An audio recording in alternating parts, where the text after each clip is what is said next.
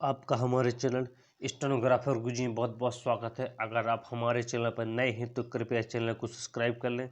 आज की डिक्टेशन की आउटलाइंस ये हैं। पहली आउटलाइंस वर्तमान, जिसमें बात संचय चिन्ह बनाकर रा ता मा में ना वर्तमान आलोचना आ का डैश निकालकर ऊपर वाला ला बनाया और चा में ना लगाकर एक के लिए मात्रा के लिए अलग से बिंदी लगा दी। आलोचना है संतुलित सन का आंकड़ा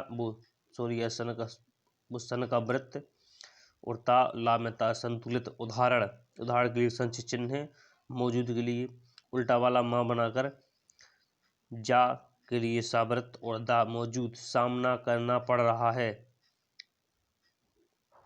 सामना का सब चिन्ह उसमें उसी में करना जोड़ दिया, करना में पड़ रहा जोड़ दिया, सामना करना पड़ रहा है। व्यवस्था बा संचय चिन्ह बनाकर या में स्थिष्ट का चा व्यवस्था।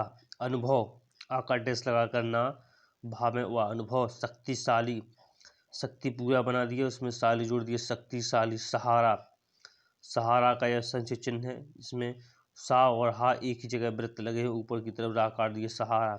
लेखा जोखा ऊपर वाला ला बनाकर उसमें खा जोड़ दिया, लेखा जा के लिए काट दी और जा से काट दिया तो जोखा लोग लेखा जोखा। अब डिक्टेशन की गति होगी 80 शब्द प्रति मिनट। डिक्टेशन स्टार्ट करते हैं 10 सेकंड बाद।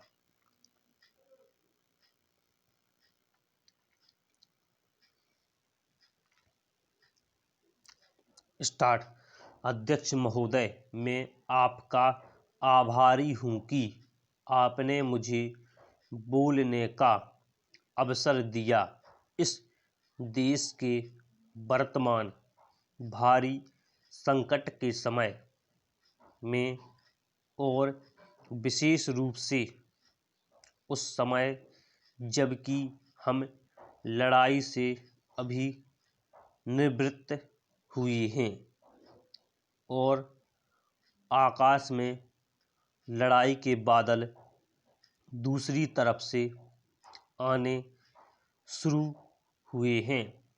हमारे वित्त मंत्री ने जो बजट पेश किया है वे इसके लिए बधाई के पात्र हैं। यद्यपि भिन्न भिन्न पहलुओं को लेकर आलोचनाएं की गई हैं, लेकिन यदि उनकी कठिनाइयों को भी देखा होता कि राष्ट्र को किन किन संकटों का सामना करना पड़ रहा है, इस बात पर भी अगर मेरे से पहले बोलने वाले वक्ताओं ने विचार किया होता तो मेरा विश्वास है कि उनकी आलोचनाओं का आधार कुछ दूसरा होता। उन्होंने ऐसे कठिन अवसर पर यह एक संतुलित बजट पेश किया है, उसके लिए मैं उन्हें बार बार बधाई देता हूँ, लेकिन साथ ही साथ मैं अपना यह कर्तव्य समझता हूँ कि कुछ ऐसे विचार भी उनके सामने प्रस्तुत करूँ जिससे उनकी कठिनाइयाँ कुछ हल हो जाएं।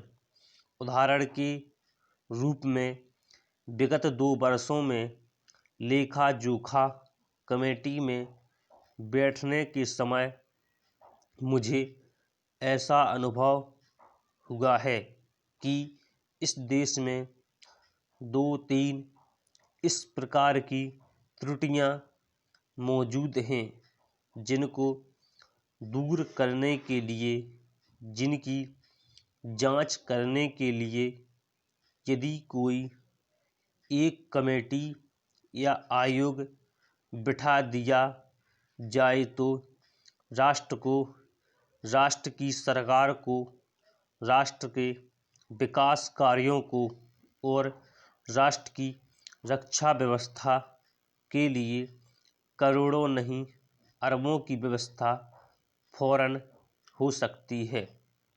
केवल शासन को जागरूक होकर कुछ कदम उठाने की आवश्यकता है। अभी कुछ छिपे हुए धन का जिक्र किया गया। सरकार ने भी समय समय पर ऐसा आभास दिया है कि इस देश में लगभग 30,000 करोड़ रुपए का छिपा धन मौजूद है। स्वयं में समझ नहीं पाता हूँ कि जब सरकार ऐसा अनुभव करती है तो इसकी व्यवस्था करने में उसको दिक्कत क्या आ रही है।